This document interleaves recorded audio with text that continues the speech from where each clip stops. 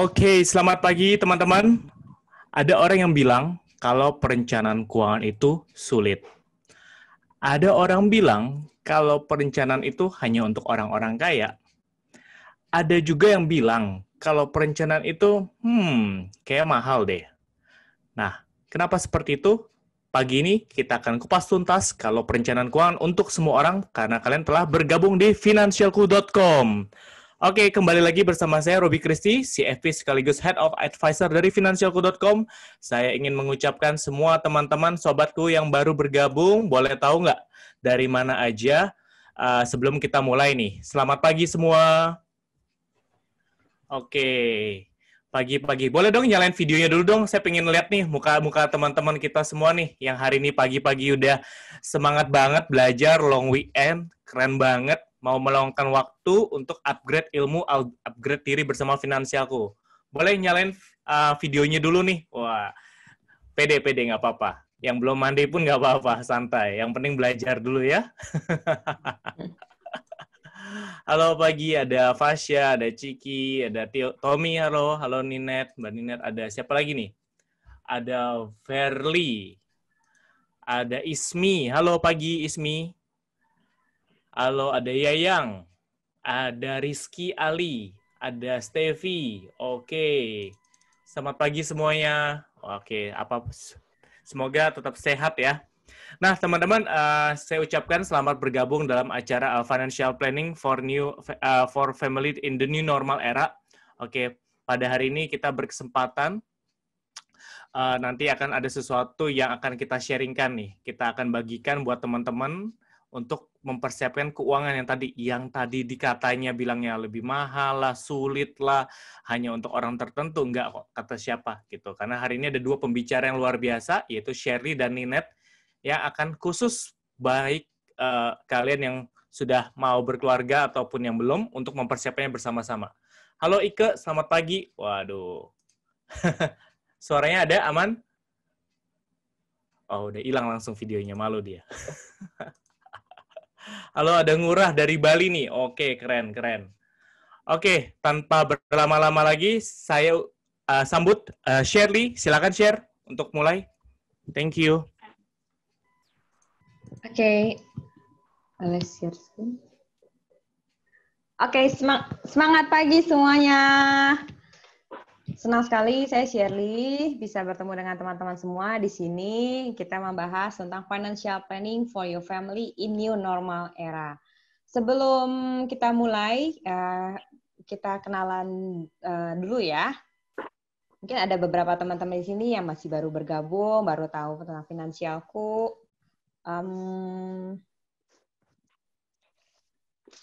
Oke.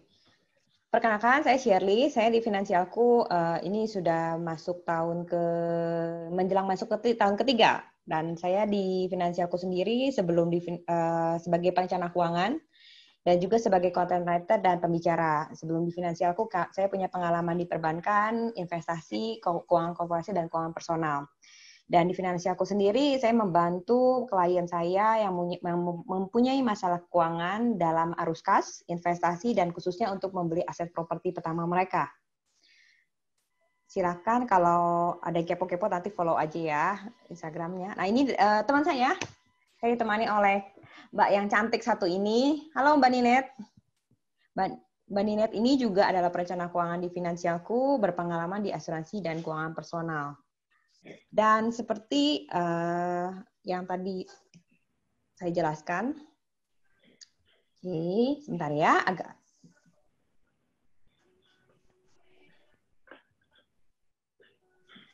Oke, Finansialku sendiri kita adalah perusahaan perencana keuangan. Kita memiliki portal aplikasi satu-satunya di Indonesia, di mana kita juga sudah diakui oleh OJK dan juga kita juga sudah mendapatkan ISO 27001. Dan teman-teman sendiri silahkan kalau belum follow, pastikan teman follow aplikasi dan download aplikasinya dan juga follow sosial media kita ya. Dan di Finansialku sendiri Oke, sorry. Ini nge-lag Mbak Ninet, tolong dibantu ngoperasiin ya. Oke. Terima kasih, Mbak. Oke, boleh di next. Oke, jadi teman-teman, berapa banyak teman-teman di sini yang sudah menikah dan berkeluarga dan sudah mempunyai anak? Oke, boleh dong kita sambil interaktif ya. Berapa banyak teman-teman di sini yang sudah menikah dan sudah mempunyai anak? Oke. Nah, hari ini teman-teman, sambil teman-temannya mungkin bisa komen di chat. Nah, teman-teman, kita hari ini tentu akan belajar tentang financial planning for family. Jadi sebelum, tentunya kalau kita mau ngomongin financial planning, kita perlu tahu nih, teman-teman sama kalian sendiri, kondisi pandemi ini tuh dampaknya seperti apa sih terhadap keuangan? Bagaimana pandemi ini tuh berdampak secara pendapatan, pengeluaran, investasi, ataupun juga terhadap kondisi keuangan yang lainnya. Dan yang kedua, kenapa sih keuangan keluarga tuh perlu banget direncanain? Dan apa aja dalam perencanaan keuangan tersebut yang perlu diperhatikan agar keuangan keluarga saya ini nyaman dan aman dan nyaman, terutama di tengah-tengah era new normal. Oke. Nah, di dalam sebuah survei yang dilakukan oleh luar negeri di Amerika tahun lalu, itu dikatakan bahwa salah satu faktor terbesar pemicu masalah rumah tangga adalah karena uang.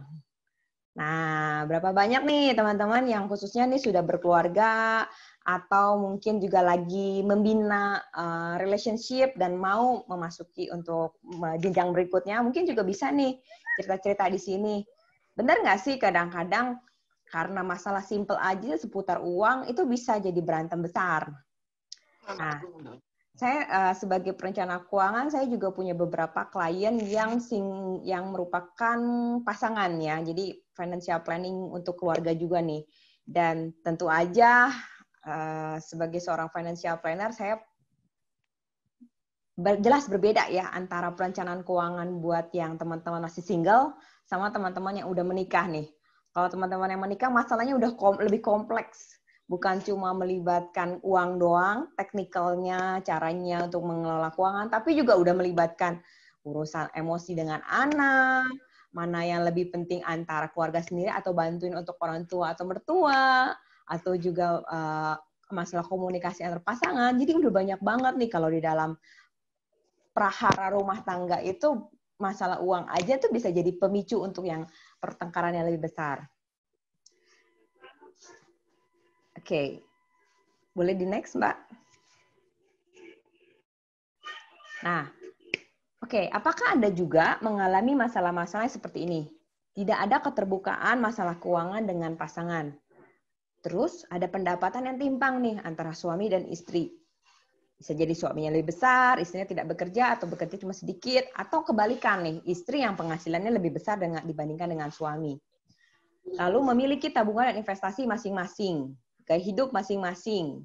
Lalu juga salah satu atau keduanya ini terkena generasi sandwich. Jadi perlu menopang kebutuhan bukan cuma anak-anak di bawahnya dan juga diri sendiri, tapi juga generasi di atasnya.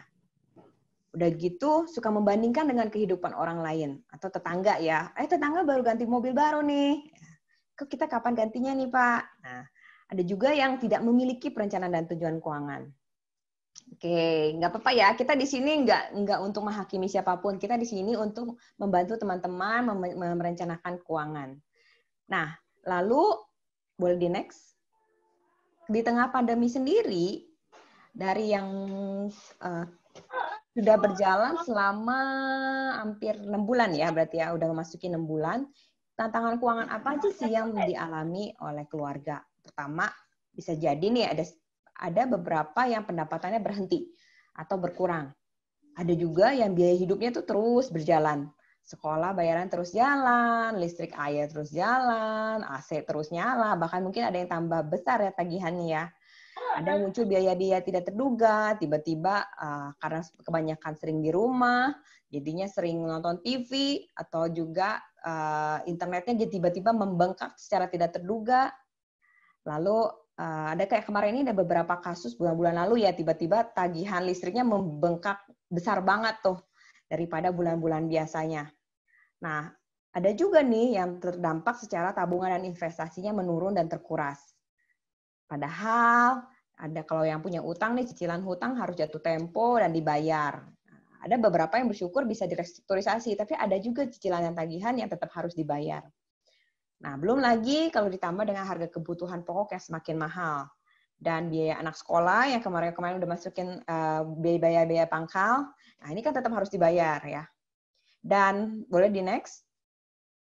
Ada sebuah survei yang dilakukan oleh Dale Carnegie dalam bukunya, dikatakan bahwa 70% kekhawatiran seseorang adalah karena masalah keuangan. Jadi ternyata dikatakan di sini seseorangnya itu bukan hanya dalam satu kelompok umur tertentu, tapi ada kelompok yang sudah menikah, yang belum menikah, yang sudah memasuki usia pensiun, ataupun yang belum memasuki usia pensiun.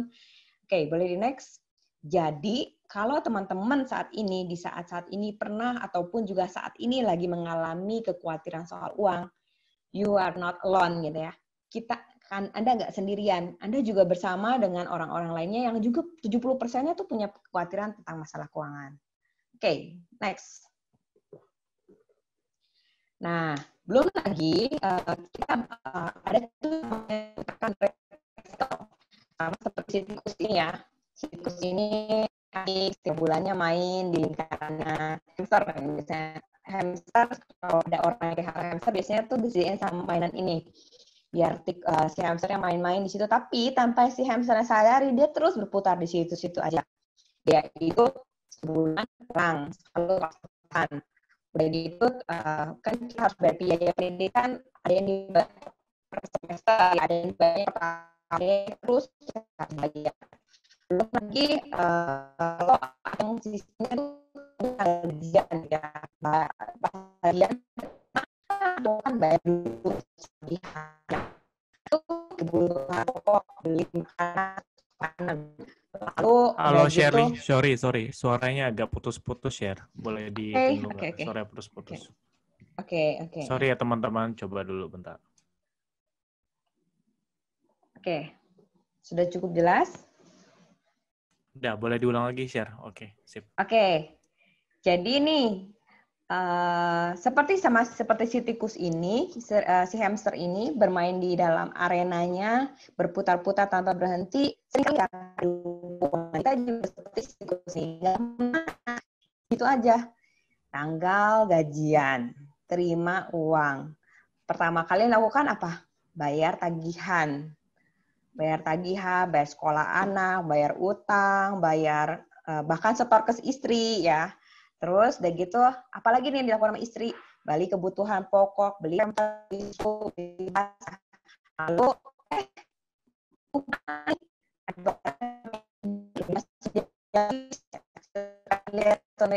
online shopping, wishlist.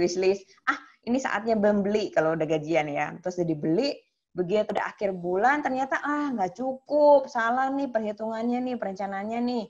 Terus akhirnya apa yang dilakukan biasanya? Pay letter, kartu kredit atau pinjaman ya.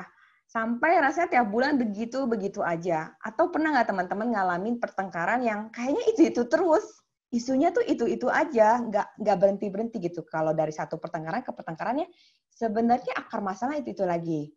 Dan kalau itu pertengkarannya itu lagi itu berhubungan dengan uang, maka ayo saya mengajak teman-teman sebagai perencana keuangan itu bisa diselesaikan kok, ya. Jadi mau liburan uangnya nggak ada bisa diselesaikan ya. Mau pensiun nggak ada tabungan kerja terus sampai kapan gitu ya? Kayaknya nggak ada hentinya. Bisa diselesaikan. Kita bisa merencanakan tuh dana pensiun kita. Mau kita hidup enak, kita mau memberi dengan nyaman juga bisa direncanakan. Oke, next. Nah, jadi teman-teman, dalam waktu 1 jam ke depan, saya dengan Mbak Ninet akan menjelaskan tentang solusinya. Kalau teman-teman punya notebook di sampingnya atau catatan, kertas, bolpen, silahkan boleh mencatat ya. Oke, next. Oke, kunci pertama dalam keuangan keluarga adalah keterbukaan. Ya, setiap orang itu berbeda. Karena itu setiap pasangan berbeda, setiap kebutuhan di dalam keluarga berbeda. Nah, karena setiap permasalahan dan karakteristik setiap orang, kondisi berbeda, maka solusinya itu bisa jadi berbeda. untuk kita mendapatkan informasi gampang banget teman-teman. Kalian bisa tinggal googling di internet ya, bisa lihat artikel finansialku juga, baca-baca banyak informasi menarik di sana. Kalian bisa sebenarnya untuk mendapatkan solusi, tapi untuk memecahkannya sesuai dengan kebutuhan teman-teman itu butuh ngomong sama pasangan, butuh ajak bicara, butuh kejujuran, keterbukaan gitu ya, tanpa penghakiman, tanpa penuduhan satu sama lain, tapi ngobrol dengan baik-baik. Dan tentunya ngobrol nggak bisa cuma sekali ya. Kadang-kadang kita perlu ngobrol tuh sengaja memberikan waktu secara konsisten. Misalnya nih, teman-teman review dengan pasangan selama sebulan sekali. Yuk, kita buka yuk catatan keuangan kita perbaiki mana yang perlu diperbaiki. Nah, kita lanjutkan lagi. Next. Dan perencanaan keuangan sendiri, teman-teman, perlu banget. Perlu banget. Untuk kita mau mencapai ketujuan keuangan kita. Baik itu teman-teman mau nyiapin dana pendidikan anak, mau beli rumah, liburan, pensiun, bisa jadi tujuan itu tuh beda-beda jangka waktunya.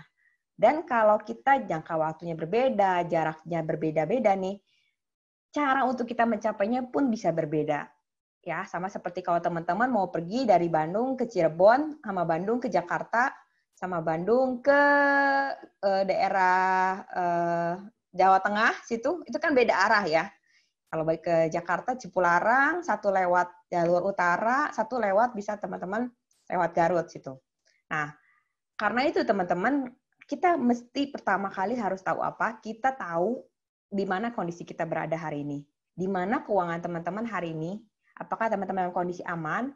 Apakah teman-teman dalam kondisi yang arus kasnya tiap bulannya negatif? Atau punya utang yang perlu diberesin dulu, atau punya dana darurat yang perlu diberesin dulu, baru dari situ, setelah kita tahu kondisi keuangan kita baru mulai menetapkan nih, oke, apa aja nih yang perlu diberesin, dan perencanaan keuangan apa nih yang perlu diprioritaskan. Nah, di tengah-tengahnya ini perencanaan keuangan ini adalah kita menentukan, ya, tentunya menentukan nggak cuma hanya soal teori teman-teman, tapi ada perhitungan, ada matematis, ada logika, ada rasional. Dan kalau teman-teman kadang-kadang perencanaan keuangan itu kalau kita lakukan sendiri kita trial and error.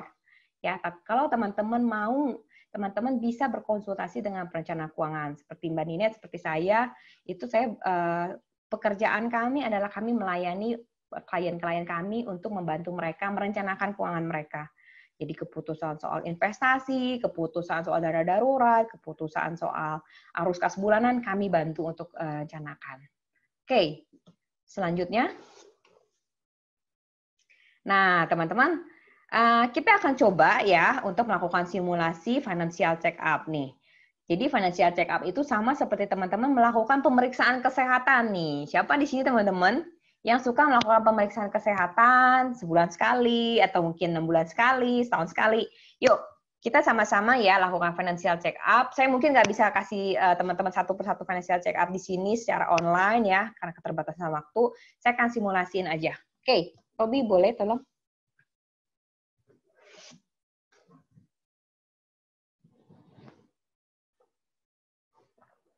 Nanti dulu share, lagi masih connection, nanti aja dulu. Oh, oke. Boleh. Kalau gitu kita share screen. Aja. Boleh, kita share screen lagi ya.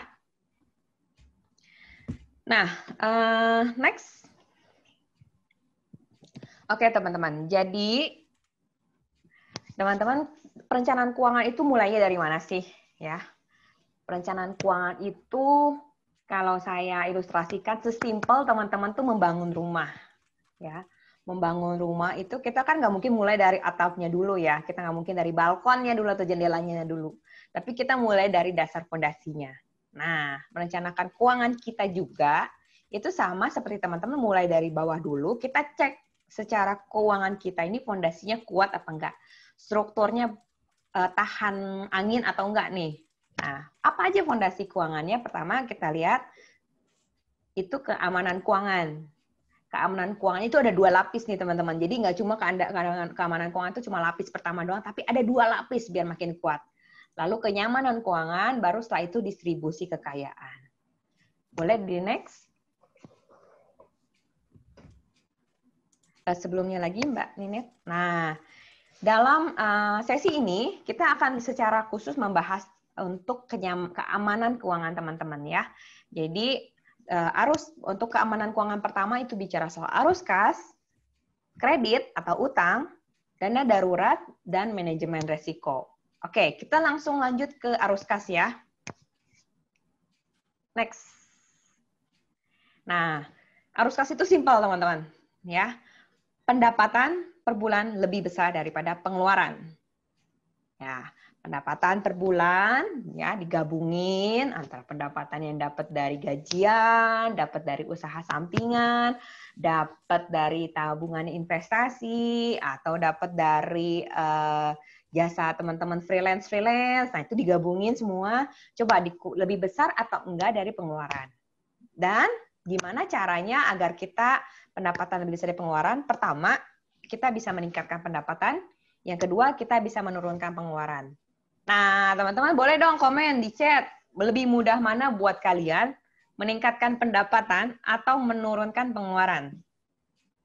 Oke, tampilin aja Mbak Ninet, nggak apa-apa.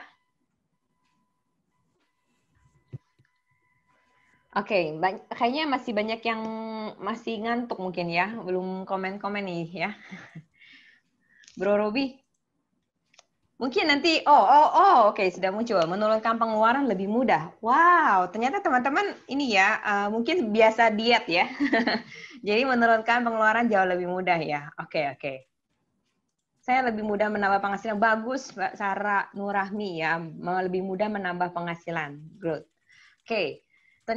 Tapi dari banyak yang komen ternyata lebih mudah menurunkan pengeluaran ya. Oke, betul. Karena kalau menurunkan pengeluaran sebagian besar kontrolnya ada di tangan kita ya, tapi kalau meningkatkan pendapatan, kontrolnya juga ada di tangan kita, tapi juga kita perlu koordinasi dengan pihak lain, dengan pemberi kerja, dengan perusahaan investasi, ya. Tapi it's okay, justru kalau teman-teman, saya pengen tahu pendapat dari masing-masing aja.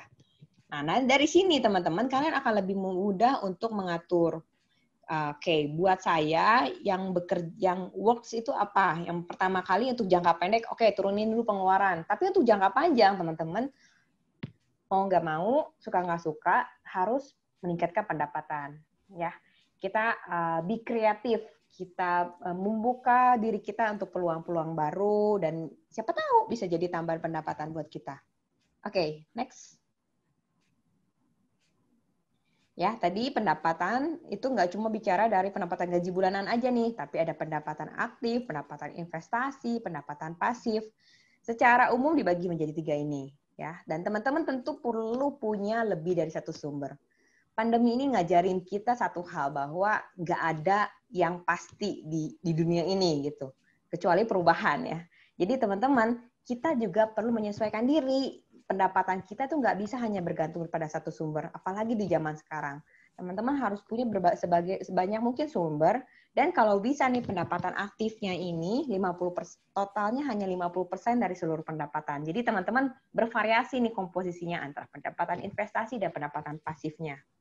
Oke, pendapatan aktif itu bicara dari pekerjaan, dari hasil usaha teman-teman, keringat, bisnis, ya, menukarkan hati, waktu, perasaan, tenaga, pemikiran, ya, untuk mendapatkan gaji, untuk mendapatkan komisi tersebut. Sedangkan investasi ini kita masukin ke dalam sebuah instrumen keuangan, baik itu misalnya teman-teman saham, reksadana, deposito, ataupun juga instrumen keuangan lainnya untuk teman-teman dapat tambahan pendapatan investasi.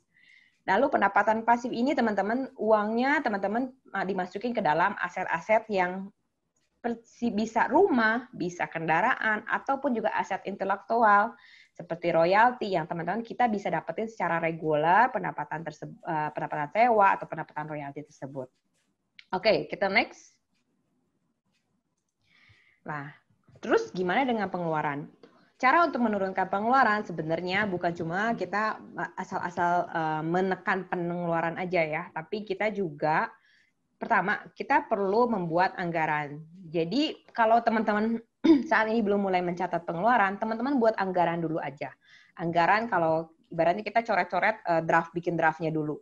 Oke, dari angka saya 10 juta, saya perlu buat alokasi kira-kira berapa nih. Nah, lalu setelah itu teman-teman kita buat catatan berdasarkan aktual yang kita lakukan. Ya, tentu aktual yang kita lakukan ini kita harus lakukannya day by day. Tapi kalau teman-teman belum bisa melakukannya, paling nggak untuk pengeluaran yang paling sulit dulu untuk dikontrol. Setelah itu, teman-teman bisa evaluasi. Nah, di aplikasi Finansialku, ini ada menu teman-teman untuk membuat anggaran, untuk mencatat pengeluaran, dan teman-teman melakukan evaluasi. Jadi dalam 1 bulan setelah dibuat anggaran, terus dievaluasi nih, antara anggaran dan aktualisasinya saya itu plus minusnya di mana. Nah, dari situ teman-teman bisa mempolakan pengeluaran paling besar di mana, paling kecil di mana, lalu bisa dilihat juga nih, biasanya nih saya misalnya nih ya, contoh kalau saya pengeluaran paling banyak di jajan, minum kopi gitu ya. Nah, itu pengeluaran saya tuh paling banyak di tanggal-tanggal berapa gitu. Jadi saya bisa mengakali nih, oh kira-kira nih kalau weekend nih ternyata pengeluaran saya jauh lebih besar untuk jajan daripada weekdays. Berarti saya coba deh mengakali misalnya untuk weekend-nya mau siapin bekal sendiri. Terus juga misalnya kalau teman-teman anak udah sekolah atau senang jajan, boleh diakali nih dengan bekal-bekal sehat yang juga ekonomis. Lalu boleh di next.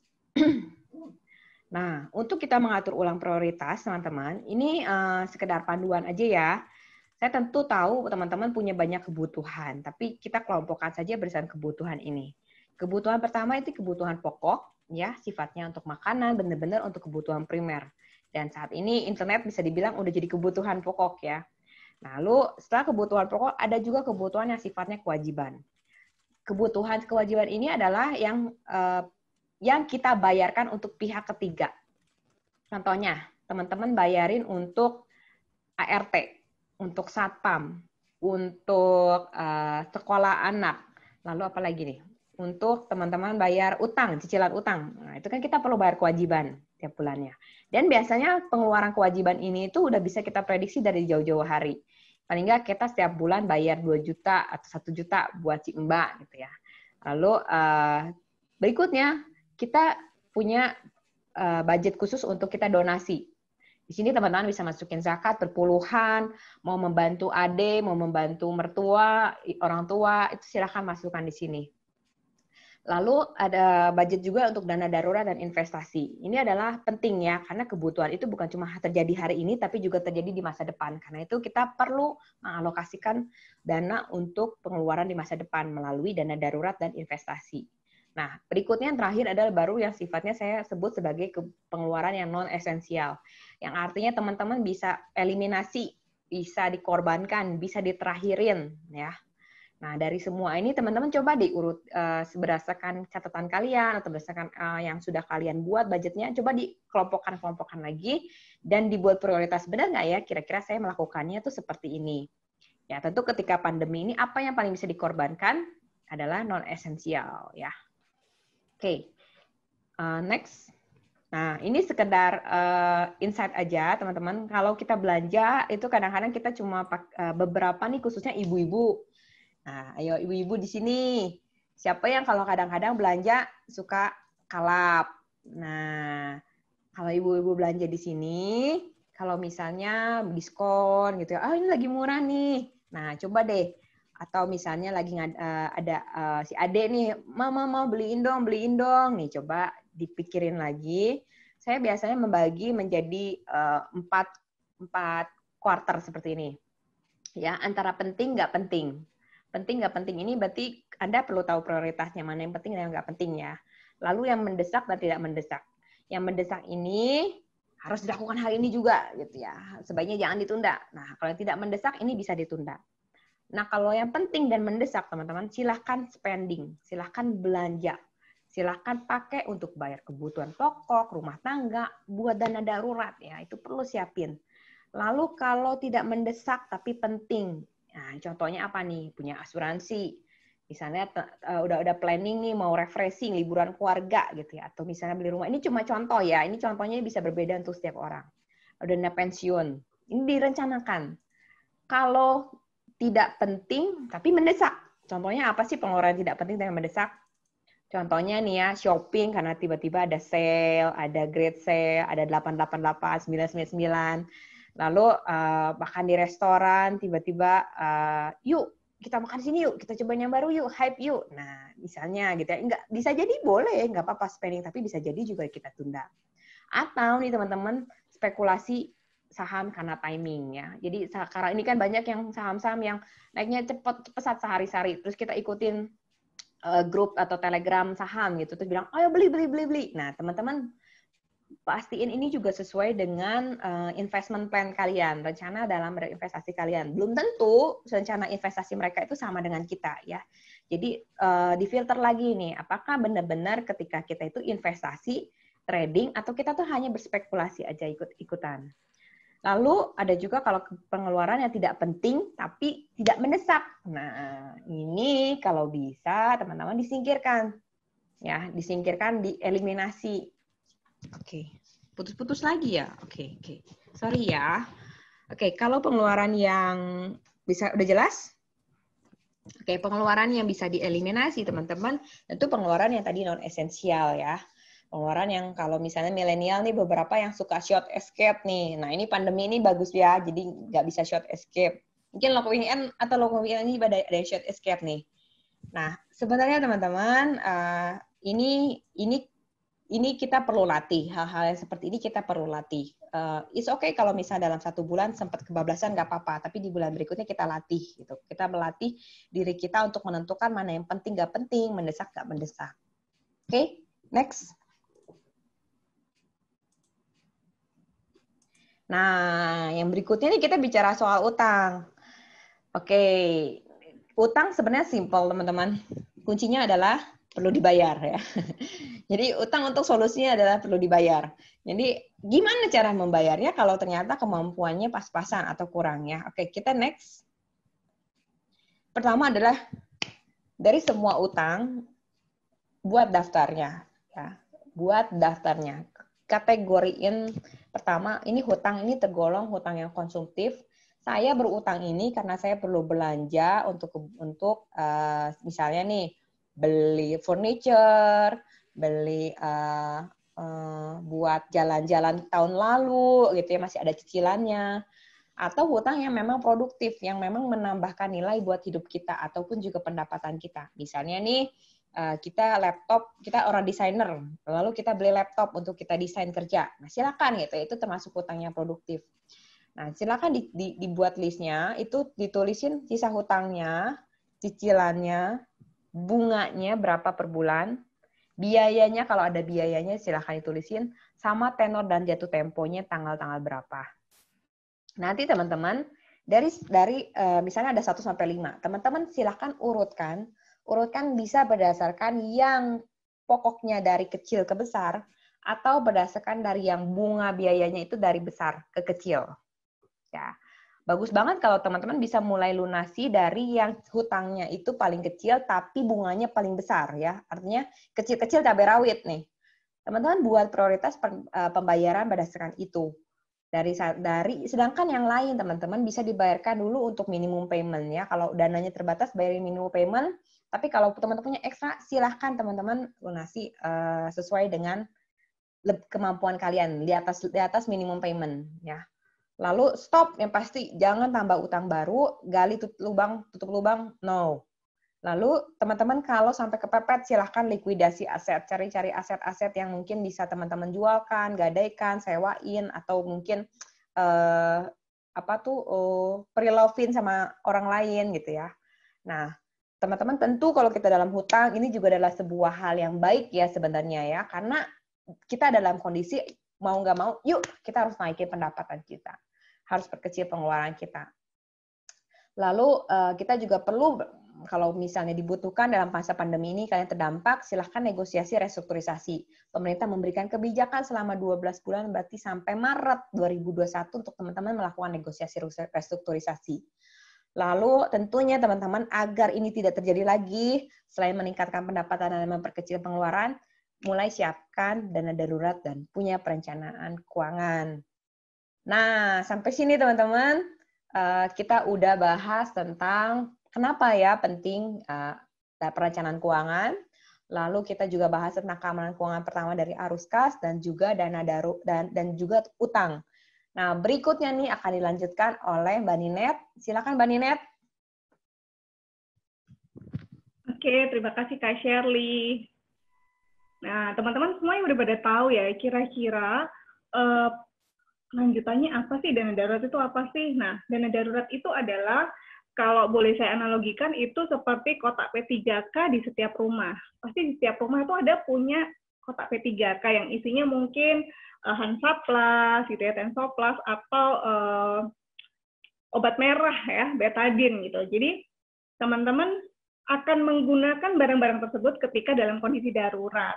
Misalnya nih, lagi masak di dapur, terus kena pisau gitu. Jadi kita cepat-cepat buka kotak P3-nya, terus kemudian ditetesin obat merah, terus kita tutup pakai Hansaplastnya. Nah, misalnya anak-anak lagi main sepeda terus jatuh, ya, kita cepat-cepat buka kotak P3-nya, kita cari alkohol, kita tetesin obat merahnya.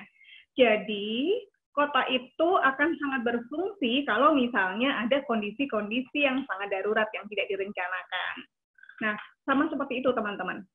Jadi sebaiknya kita semua punya dana yang memang disisihkan dan dipakai untuk kondisi yang benar-benar darurat. Kondisi yang darurat itu adalah kondisi yang tidak pernah kita prediksi sebelumnya, yang tidak ada di dalam pengeluaran rutin bulanan. Nah, contohnya apa sih? Pas saya curhat ya. Biasanya kondisi darurat itu misalnya adalah, ini kan lagi musim kemarau ya. Nah, nanti kalau musim hujan, nah ini biasanya banyak kondisi darurat yang terjadi di situ. Karena hujannya deras banget, palang rumahnya entah itu tersumbat atau terlalu kecil, tidak bisa menampung jumlah air yang meluber, akhirnya dia kemana-mana, akhirnya bocor, ya. Nah, kalau udah benerin plafon bocor, itu dilihat dulu nih tahap kebocorannya itu sampai seberapa.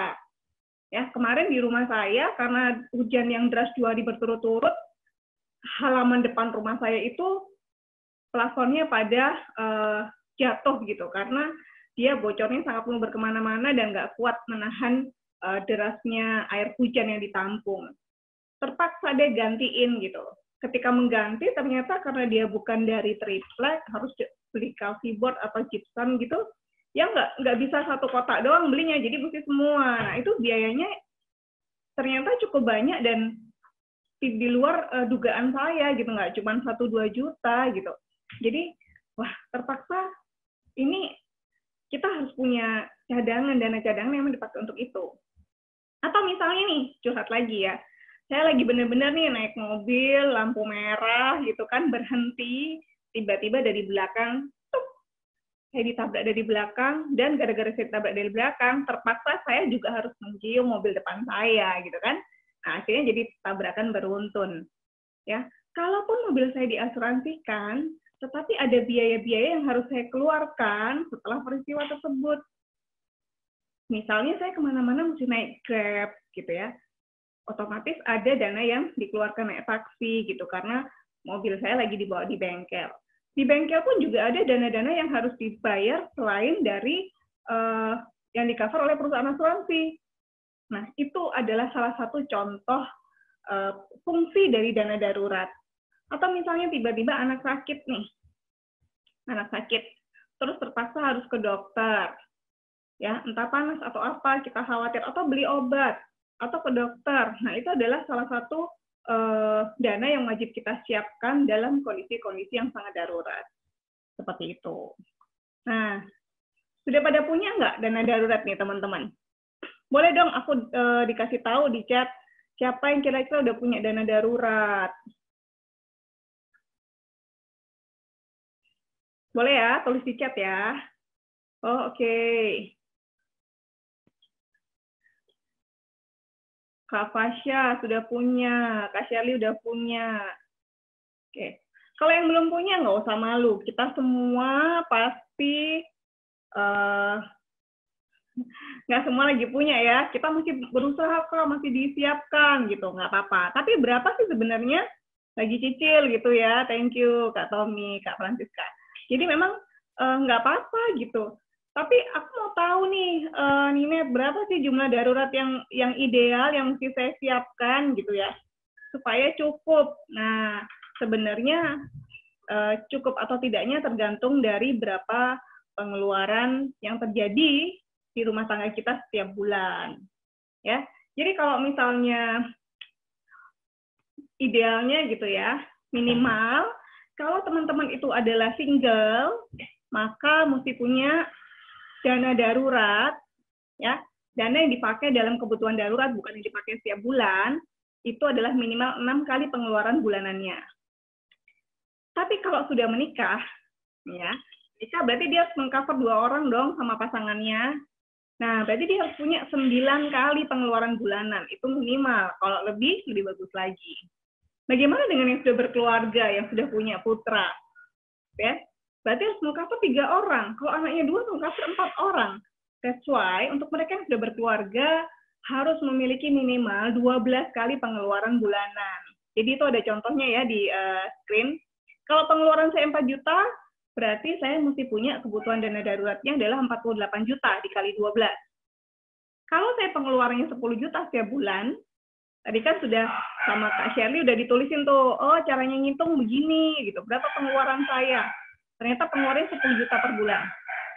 Maka kalau saya sudah berkeluarga, kebutuhan dana darurat saya adalah 120 juta. Oke, udah pada ideal belum? Teman-teman, boleh saya dicek nggak? Ada nggak yang udah ideal? Oke, baru mencicil. Kak Ismi udah punya. Kak Siska belum 12 kali. Nah, terus kalau sudah dikumpulin, Kak, dikumpulinnya di mana ya? Gitu. Dikumpulinnya adalah, biasanya kalau nyimpen dana darurat itu, tempatnya biasanya ditaruhnya adalah, ada yang ditaruh di uang cash.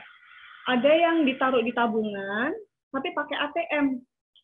Ya, kenapa kok harus pakai ATM? Iya, saya di rumah itu menyediakan uang cash untuk dana darurat adalah sebesar 1-2 kali dari pengeluaran bulanan saya.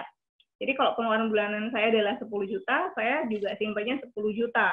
Takut misalnya ada kondisi darurat yang tiba-tiba gitu ya, harus saya ambil. Nah, tetapi karena saya itu takut buat jajan, ada pesan GrabFood datang terus dibayarin, maka ketika kita menyimpan dalam bentuk uang cash, kita juga harus berhati-hati ya, jangan sampai itu terpakai, nggak sengaja gitu. Ambil satu deh, lama-lama berkurang banyak, bocor, akhirnya nggak utuh lagi. Maka kalau misalnya teman-teman mau nyimpan di uang cash ya, jangan banyak-banyak, karena bahaya juga gitu ya. Di rumah saya kalau nggak ada orang suka, kalau pada kerja suka nggak ada orang gitu, takut ntar ada kebobolan dan sebagainya gitu ya. Jadi nggak perlu banyak-banyak, dan itu pun saya selotip gitu biar bukanya nggak gampang dibuka, nggak gampang diambil. Nah, kemudian yang kedua adalah tabungan dengan ATM. Kenapa kok harus tabungan dengan ATM? Iya, kalau misalnya dana cash saya ini sudah habis, sementara masih ada kebutuhan yang darurat yang harus dibayarkan, saya harus ke bank. Nah, kalau itu malam atau weekend seperti ini, maka saya harus punya ATM yang mempermudah saya mengambil rekening saya. Otomatis rekeningnya mesti dipisahin biar teman-teman nggak terlalu sering ngambil-ngambil atau buat top up GoFo atau OVO atau GoPay-nya gitu ya. Jadi dia memang benar-benar ditaruh, disimpan, dan dipakai dalam kondisi darurat. Nah, teman-teman juga bisa memakai disimpannya di deposito, ya. Atau kalau, aduh nggak mau deh di deposito, sayang, kalau misalnya saya siapin dana darurat 3-4 bulan, 5 atau 6 bulan ke depan, itu kan banyak banget. Kasihan duitnya nggak berkembang tuh di deposito. Oh ya udah, berarti teman-teman bisa naruh juga di reksadana pasar uang. Sambil duitnya disimpan, disiapin, ya, tapi tetap bisa berkembang, ya, atau ditaruh di logam mulia. Intinya, kalau menyimpan dana darurat itu, teman-teman, caranya adalah taruh di tempat-tempat yang alim. Apa itu alim? Aman dan liquid serta mudah dicairkan. Reksadana pasar uang mudah dicairkan nggak? Mudah banget. Kita tinggal pakai aplikasi, ya. Dia dalam beberapa hari dia udah ditransfer. Logam mulia gampang nggak mau cairinnya? Gampang. Tinggal datang ke toko emas, gitu ya. Emasnya dikasihin, ditukerin sama duit, ya, mudah dicairkan. Nah, itu cara menyimpan dana darurat. Nah, terus yang bagus yang mana, Kak? Nyimpennya yang enak yang mana? Balik lagi ke kenyamanan teman-teman semua. Ada yang nyaman pakai logam mulia, saya sedang banget tuh, dikit-dikit beli logam mulia, dikit-dikit logam mulia. Ya nggak apa-apa, silahkan. Atau apakah harus dikasih persentase, Kak? Tergantung kenyamanannya teman-teman. Ya, kalau saran sih, itu yang untuk kebutuhan 1-2 bulan bisa ditaruh di uang kes atau tabungan yang dengan ATM. Ya, tapi kalau yang sudah kebutuhan untuk 2-6 kali pengeluaran, nah itu kan duitnya jumlahnya udah gede tuh. 3-6 kali pengeluaran, nah itu bisa ditaruh di reksadana pasar uang atau logam mulia. Ya, kembali lagi ke kenyamanan teman-teman dalam menyimpan dana tersebut. Oke, nah aku mau challenge nih. Buat yang sudah mengumpulkan dana darurat, oke, tadi saya tanyakan, kira-kira udah punya sesuai ideal nggak minimalnya? Nah, kalau belum, ya ada juga yang baru mulai. Nah, yuk, aku mau kasih challenge nih sama teman-teman. Kita kumpulin dana darurat 30% dari target. Ya, 30% dari target. Oke, aku mau nanya sama Kak Yayang. Kak Yayang ya, yang baru mulai. Kak Yayang udah dihitung belum? Dana darurat yang dibutuhkan sama Kak Yayang itu berapa, Kak Yayang? Boleh dicek nggak saya? Berapa sih dana darurat yang dibutuhkan sama Kak Yayang? Boleh Bu Yayang, boleh di ini ya nggak apa-apa. Audio interaksi is oke kok. Mau ngomong langsung aja, dinyalain aja. Boleh langsung ngomong atau boleh chat ya? Ya, Oke, 120. Berarti pengeluarannya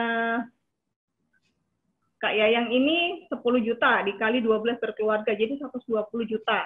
Oke, Kak Yayang saya mau kepo lagi ya, mau nanya nih. Kak Yayang sudah punya dana darurat itu berapa yang sudah disiapkan?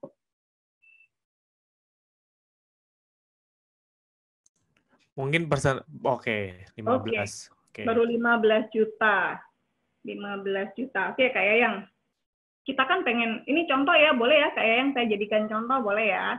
Nah, kalau kita lihat nih di sini nih, ya, challenge-nya kita ada mengumpulkan 30% dari target. Berarti kalau 120 juta, 30%-nya adalah nih ya, 36 juta. Ya, 36 juta. Nah, caranya gimana ngumpulinnya? Caranya kita mulai saat ini kita berkomitmen untuk mengumpulkan 30% dari pengeluarannya ya, ditaruh di investasi reksadana pasar uang. Ya, kita challenge nih, dari pengeluaran saya itu ada nggak sih yang bisa diturunin, dikencangkan ikat pinggangnya supaya ada porsi ya sebanyak 30% yang bisa dimasukkan ke investasi reksadana pasar uang. Oke, kalau bisa nih kita lihat ya hitungannya. Berarti 30% dari 10 juta itu adalah 3 juta per bulan. Nah, saya tanya lagi, Kak Yayang bisa nggak menyisihkan 3 juta per bulan untuk berinvestasi di reksadana pasar uang?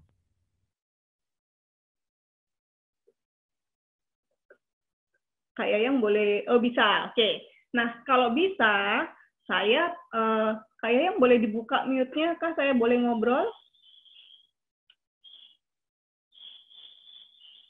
Atau malu-malu? Boleh di-unmute? Halo. Halo.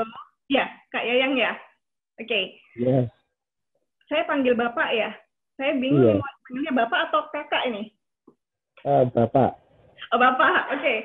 Pak Yayang. Berarti Pak Yayang kalau bisa menyisihkan 3 juta setiap bulan, artinya Pak Yayang akan mencapai target dana darurat sebesar 120 juta itu selama 4 tahun. Nah, karena 1 tahun itu 12 bulan cuma terkumpul 36 juta, kalau nabungnya 3 juta. Jadi Pak Yayang, saya mau tanya sama Pak Yayang, apakah Pak Yayang nyaman untuk memenuhi target dana daruratnya sebesar 120 juta itu dalam jangka waktu 4 tahun, atau pengen dalam jangka waktu 1 tahun saja? Kalau saya masih di 4 tahun sih. Oh, jadi kalau Pak Yayang nyaman 3 juta aja deh Ninet, nggak apa-apa, 3 juta setiap bulan, terkumpul 4 tahun juga nggak apa-apa.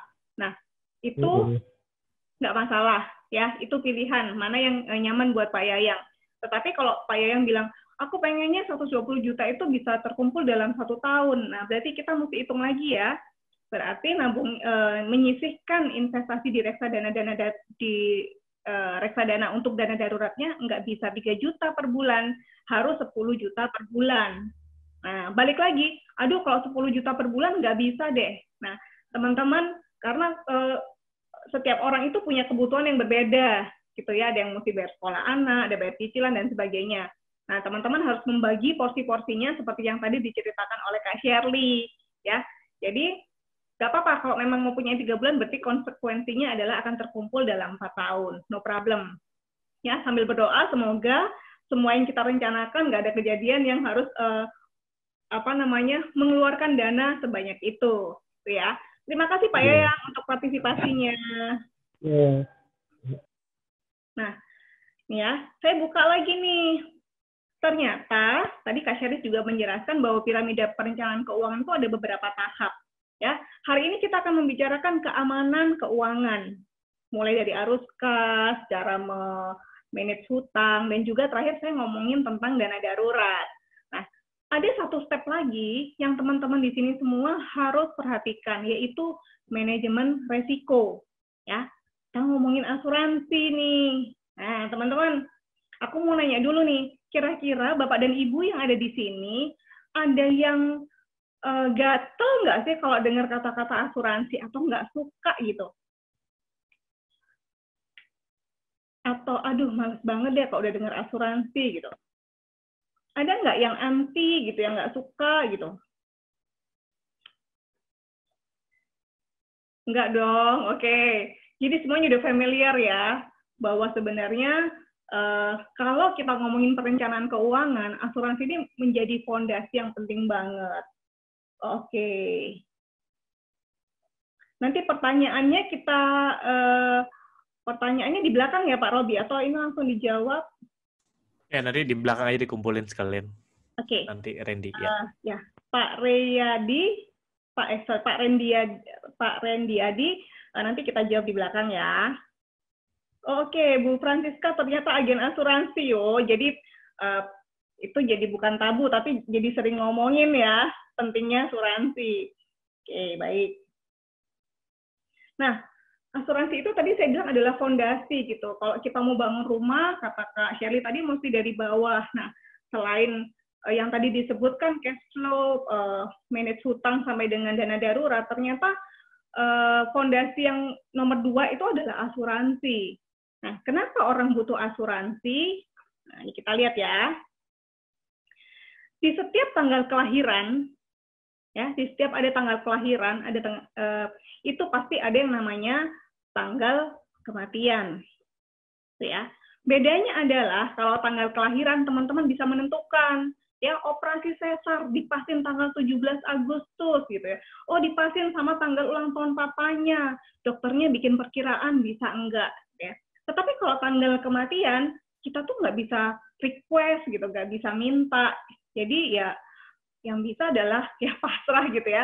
Itu kayak kupon arisan undian yang tiba-tiba pop up keluar nama kita gitu. Nah, dalam dari tanggal kelahiran sampai tanggal meninggal itu ada yang namanya kehidupan, ya, yang kita jalani saat ini kehidupan. Nah, dalam menjalani kehidupan itu ada yang namanya resiko kehidupan. Apa sih resiko kehidupan dari manusia? Nah, resiko kehidupan itu ada macam-macam teman-teman. Bisa jadi meninggal dini, ya, meninggal di usia muda. Bisa jadi kita sakit dan harus rawat inap rumah sakit. Bisa jadi kita menderita sakit kritis tiba-tiba. Bisa jadi kita juga terjadi resiko cacat tetap total, entah karena kesalahan kita atau karena keteledoran orang lain, atau entah karena kecelakaan di jalanan atau karena cacat total entah karena cacat total tetap karena kecelakaan atau karena sakit, ya. Dan juga hidup terlalu lama itu juga resiko kehidupan manusia. Ya. Kenapa kok ini dibilang resiko kehidupan? Ya karena kita dalam menjalani hidup ini pasti bisa jadi terjadi hal-hal yang tadi saya sebutkan. ya, dan kita nggak pernah tahu kapan. Di mana resiko ini menyebabkan ketidakpastian keuangan. Apa sih maksudnya ketidakpastian keuangan? Ya gara-gara ya meninggal dini, rawat inap rumah sakit, sakit kritis, kecelakaan, gitu ya, hidup terlalu lama. Ini menyebabkan kondisi keuangan kita jadi nggak pasti. Ya, kalau tadi kita ngomong dana darurat adalah untuk mempersiapkan pengeluaran yang di luar perkiraan kita, maka ada loh yang nggak bisa, hal-hal yang tidak bisa di-cover hanya dari dana darurat saja, gitu ya. Coba misalnya nih ya, misalnya kita udah punya dana darurat nih, sementara kenaikan income kita juga mungkin antara 3-10% setiap tahun. Nah, kalau misalnya ada resiko-resiko ini, ada nggak sih dana-dana yang sudah kita siapkan?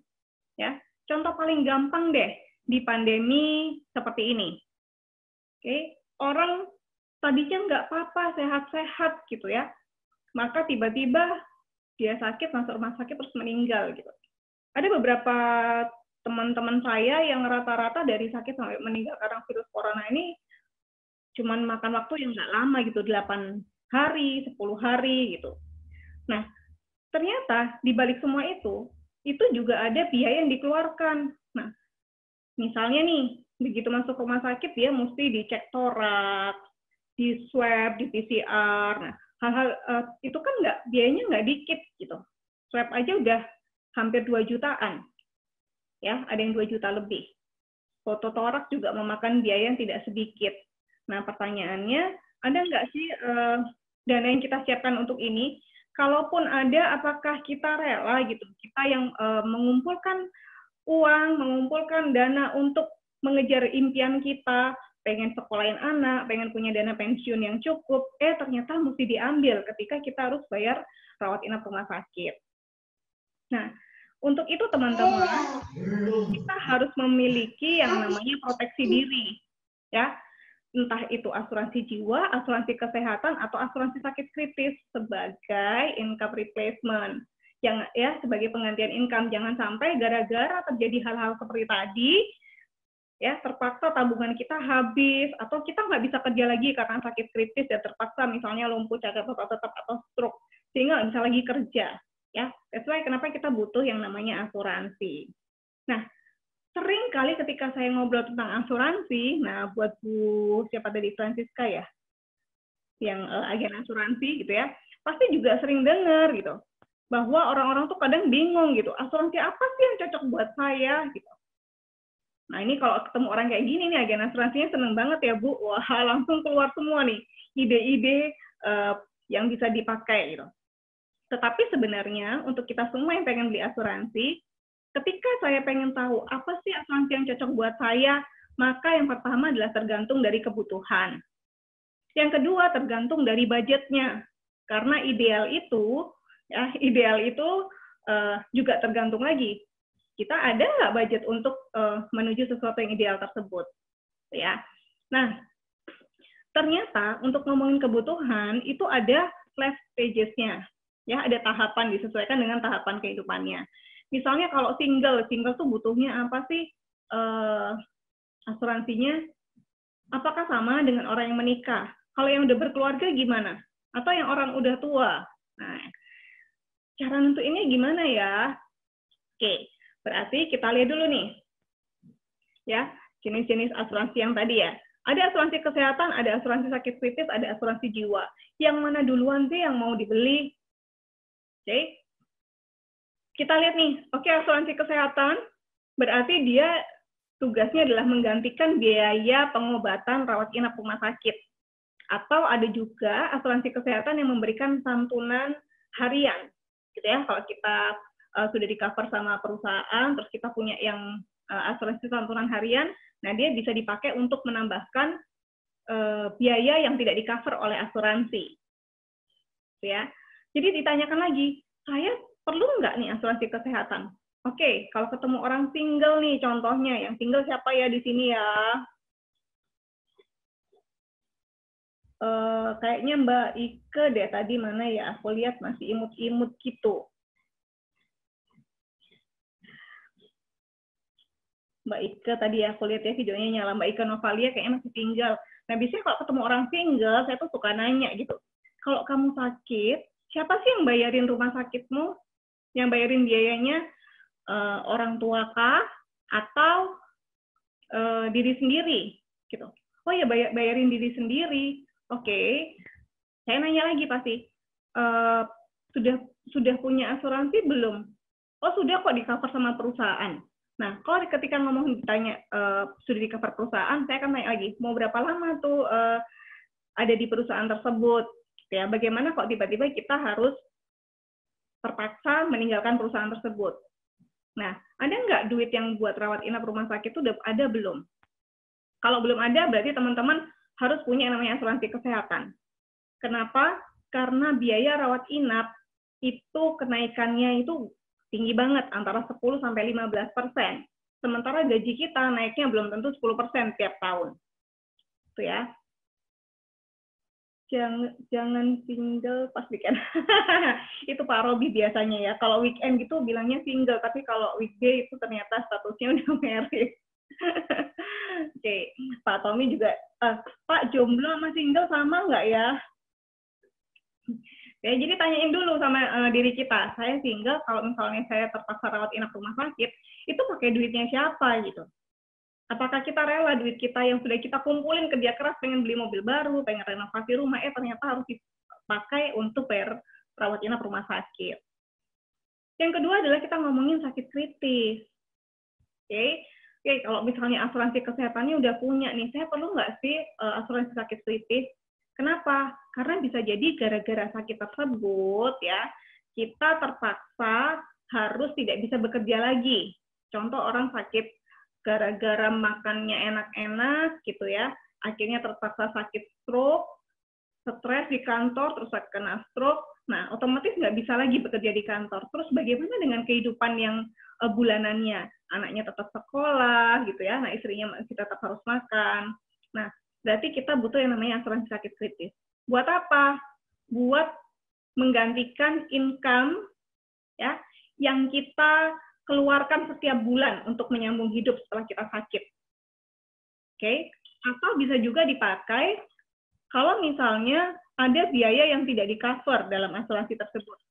Misalnya nih, kan harus rajin check up, ya, check up langsung, itu kadang nggak di-cover sama perusahaan asuransi, tergantung manfaat dari tiap-tiap asuransinya. Jadi kita harus punya nih, duit jaga-jaga gitu, karena akibat dari sakit kritis yang kita derita.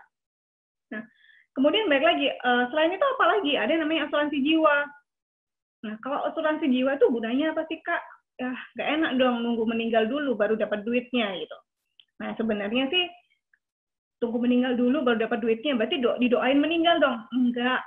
Perusahaan asuransi dan agen asuransi, coba deh tanya Bu Siska. Bu Francisca pasti setuju bahwa ketika nasabah kita beli polis asuransi itu kita doakan supaya panjang umur ya. Karena baru bayar 1 kali, 2 kali, 3 kali, uang pertanggungannya gede banget gitu. Semua pasti doain semoga panjang umur gitu. Nah, kalaupun harus terjadi resiko yang paling buruk, maka diharapkan uang pertanggungan jiwa tadi bisa dipakai untuk membayar biaya-biaya yang terjadi dalam kehidupan. Ya, kalau disingkat LIFEE, apa aja? Misalnya nih, selama hidup dalam perjalanan, pasti dia pernah hutang gitu ya. Pengen beli tas, tapi duitnya belum cukup. Oke, gesek, kling gitu. Itu kan utang gitu. Sehingga kalau saya terjadi sesuatu apa-apa, nih hutang harus dibayar.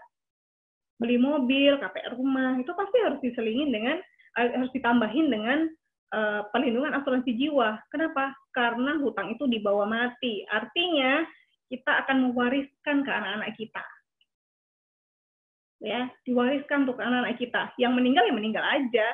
Tapi kasihan kan, sementara kita bekerja itu untuk membahagiakan anak dan istri. Oke, bisa jadi UP itu dipakai untuk penggantian income replacement. Ketika si pencari nafkah harus meninggal dunia, maka ada sejumlah uang yang bisa dipakai oleh keluarganya atau ahli warisnya untuk melanjutkan hidup. Jadi seolah-olah si pencari nafkahnya masih kerja gitu. Kemudian bisa juga dipakai untuk biaya pemakaman. Karena semua kita tahu bahwa ya biaya pemakaman itu juga nggak sedikit. Gitu ya. di Surabaya aja sudah pakai kontrak, di Jakarta juga ya. Nah, saya nggak tahu nih, di Jogja tadi beberapa teman-teman yang absen di awal, apakah sama. Tetapi yang pasti bahwa sebelum meninggal itu suka ada drama, bukan cuma drama Korea aja gitu ya, tapi drama keluar masuk rumah sakit sebelum terjadinya proses meninggal. Jarang banget yang kayak kakek saya tiba-tiba tidur hadap kanan langsung bye gitu. Jarang banget ya. Saat ini tuh banyak banget yang nggak cuma suka drama Korea, tapi juga pemain drama juga gitu, pakai keluar masuk ICU, keluar masuk rumah sakit, kambuh lagi. Nah, itu ada biaya-biaya yang harus diperhitungkan, ya. Terus ada biaya pemakaman. Selain pemakaman tuh kalau muslim tuh ada namanya tahlilan ya, mendoakan arwah. Mulai dari 3 hari, 4 hari, 5 hari, 6 hari, 7 hari, 40 hari, 100 hari, 1 tahun, 1000 hari, 2 tahun. Nah, dan nggak cuma doa aja, biasanya karena kita meminta mereka mendoakan, kita akan memberikan makanan gitu ya, yang proper. Kemudian biasanya suka pakai ada goodie bag ya. Kok di rumah mama saya itu pakai ada goodie bag gitu yang dibawa pulang, isinya entah sarung atau buku Yasin gitu. Begitu juga yang agama lainnya. Ya, di Bali itu biaya pemakaman juga nggak sedikit ya, ngaben itu. Apalagi kalau kastanya udah tinggi. Udah Pak Ngurah tuh di situ ya. Nah, yang non-muslim pun begitu. Selain kalau di Toraja ya, itu pakai semakin kaya seseorang tuh semakin besar babi yang harus dipotong. Nah, macam-macam tuh adat dari setiap dari setiap area ya, yang harus ada biaya pada saat pemakaman. Kemudian selain itu juga misalnya untuk biaya pendidikan anaknya, ya, karena si anak ini harus sekolah, apapun kondisi orang tuanya. Jangan sampai gara-gara si orang tuanya itu nggak ada, anaknya terpaksa berhenti sekolah. Itu jangan sampai, kasihan mereka ya. Kemudian bisa juga dipakai untuk kalau semuanya udah tercover, biasanya masih ada dana yang dipakai untuk ahli waris ya, memang diberikan untuk keturunannya ya, legacy kita bilangnya. Nah, jadi teman-teman, mana dulu nih yang paling penting buat kita? Coba kita tanya ke diri kita masing-masing tuh ya. Menurut saya harus punya yang mana dulu ya? Kayaknya saya harus punya asuransi kesehatan deh. Soalnya kemarin teman saya itu gara-gara digigit nyamuk. Tuh deh, teman saya yang kemarin gara-gara digigit nyamuk, dia masuk rumah sakit, habisnya 40 juta. Gitu ya Pak Robi ya? Ya, gara-gara digigit Ya, nyamuk. betul. Nah, masuk rumah sakit, bayarnya 40 juta. Aduh, saya ada nggak ya di rekening tabungan 40 juta? Atau ikhlas nggak sih kalau itu harus saya bayarkan dari ATM saya gitu? Jadi harus punya nih. Macam-macam. Ada yang merasa bahwa harus sakit, kalau papa saya ada keturunan, saya takutnya harus punya sakit kritis juga. Nah, ada yang merasa itu penting. Single punya asuransi jiwa wajib enggak? Ya bisa jadi. Sekarang ditanya dulu, teman-teman seperti apa? Apakah kalau saya meninggal, papa saya, mama saya ada nggak biaya untuk pemakaman? Ya, saya dulu waktu single udah punya asuransi jiwa. Kenapa saya bilang mama saya, mama, saya ini kerja, saya kan sandwich generation tuh, ya, kata Kak Shirley tadi, harus menanggung orang tua. Jadi kalau saya tiba-tiba harus meninggal sekarang, gimana? Mama papa saya siapa yang mau bayarin gitu? Apalagi kalau mereka sakit, siapa yang harus tanggung biayanya? Nah, berarti saya harus punya tuh asuransi jiwa yang nanti kalau saya terjadi risiko yang paling buruk nih, meninggal dunia, saya nggak perlu khawatir akan kelangsungan hidup papa mama saya. Itu contoh-contoh. Jadi teman-teman bisa cek lagi, sebenarnya saya harus seperti apa sih? Ya. Atau misalnya yang saya, karena saya muslim gitu, ada dalam rukun Islam, itu saya harus, rukun Islam tuh wajibnya orang muslim adalah pergi haji. Jadi saya bilang sama mama saya, Mah, ini, yang ini, kalau aku misalnya amit-amitnya ada apa-apa dan aku harus pergi duluan, nanti sebagian uangnya tolong ya Mah dipakai untuk ba'dal haji. Gitu ya. Memberangkatkan haji orang yang sudah meninggal. Jadi paling enggak saya udah mempersiapkan. Karena kalau pergi haji sendiri pada saat masih hidup itu butuh duit yang gede banget. Sementara kalau memberangkatkan haji orang yang sudah meninggal itu duitnya nggak terlalu besar ya. Cuma sekitar 5-15 juta. Jadi nanti disisihin ya Mah buat aku ba'dalin haji. Nah, itu ya. Jadi macam-macam sebenarnya manfaatnya. Kalau single kan nggak ada yang ditanggung. Nah, kalau Anda sandwich generation, berarti Anda harus punya. Gitu. Jadi kita semua cek deh, saya harus seperti apa. Niat asuransi kesehatan mahal. Ya udah, kalau gitu disesuaikan budget yang tadi saya bilang. Kalau pengen yang mandiri tapi nggak punya uang, ya udah minimal harus punya BPJS. Minimal udah paling minimal banget. Ya, namanya juga nggak ada duit. Nah, tapi kalau Anda ada duit lebih, nah, bisa ditambahin. Jadi asuransi itu kayak nyusun Lego gitu. Ada bawahnya, kemudian ada budget lagi. Bisa nggak ya dipakai untuk apa sih? Kita cek lagi nih, perlu punya sakit apa sih gitu. Oh, yaudah deh, aku tambahin lagi. Ada budget, misalnya, sekarang udah nggak musim kelas kamar 100-200, udah nggak ada. Adanya kelas kamar itu 1 bed atau 2 bed nih. Kalau enggak, susah nyarinya. Oke, berarti kita mau upgrade nih yang kemarin. Nanya tuh ke perusahaan asuransi yang teman-teman sebelumnya punya, saya bisa upgrade nggak sih? Gitu. Ke yang kamar single atau kamar yang double. Nah, teman-teman kayak nyusun puzzle aja tuh, mana yang mau ditambahin, gitu, mana yang mau ditinggiin, gitu. Oh, sekarang udah menikah, berarti saya harus pikirin pendidikan anak. Kalau misalnya saya terjadi resiko, oke. Jadi asuransi jiwanya ditambah karena udah ada tanggungan anak, bisa jadi beli asuransi kesehatan untuk anaknya atau pasangannya. Nah, itu tadi teman-teman bisa menyesuaikan. Kayak renovasi rumah ya, mau nambah kamar, mau ditingkat rumahnya, mau ditambah tambah garasi lagi karena mobilnya tambah baru. Nah, seperti itu. Itu sih terakhir slide dari saya ya mengenai asuransi. Nah, Oke. ya. Sip. Udah, Mbak Ninet? Oke, thank you banget Mbak Ninet. Teman-teman boleh kasih applause virtualnya dong. Buat sharing yang luar biasa tadi soal asuransi, detail banget nih, keren banget Mbak Ninet. Beliau emang kebetulan praktisi lebih dari 10 tahun, jadi nggak ada alasan kalau teman-teman nggak notice nih seberapa penting asuransi. Oke, sebelum kita buka sesi tanya jawab, ini kita mau ada satu putar video yang tadi dari intisarinya nih kalau dibuat analogi sesimpel apa sih?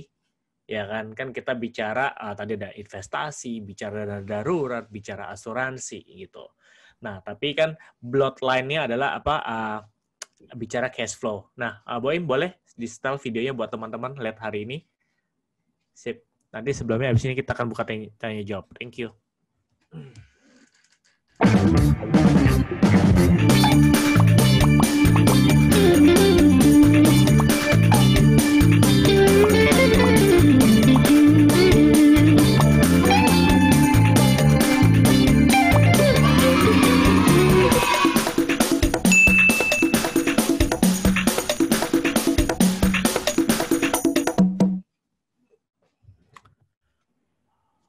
Oke, teman-teman, very simple ya kan. Tadi ibarat kita punya ember ya kan. Kita semua punya apa?